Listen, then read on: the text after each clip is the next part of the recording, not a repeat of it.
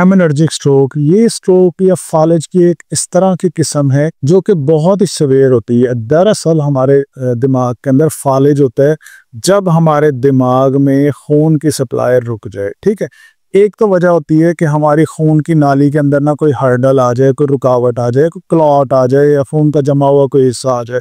दूसरी वजह होती है कि अगर हम गुस्सा करें, हमें हमारा कोई एक्सीडेंट हो जाए, इस तरह का अगर कुछ हो ना, तो हमारे दिमाग की जो खून की नाली है ये फट जाती है। अगर हम इतने से हिस्से की जो नाली है ना, इसको इतना बड़ा कर लें तो ये खून की नाली आपको नजर आ रही है।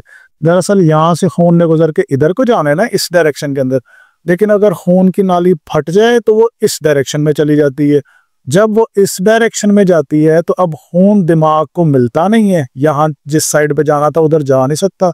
जब दिमाग को खून नहीं मिलता तो दिमाग के जिस जिस हिस्से को खून की सप्लाई नहीं होती वो हिस्सा डैमेज होना शुरू हो जाता है। और दिमाग का जो हिस्सा एक बार डैमेज हो जाए ना, ये दोबारा नहीं बनता होता। दिमाग की हमेशा इंजरी इरिवर्सिबल होती है। सो ज्यादातर जिनको हेमोरेजिक स्ट्रोक हो तो इसका जब इलाज करना हो तो आपको सर्जरी कराना पड़ती है।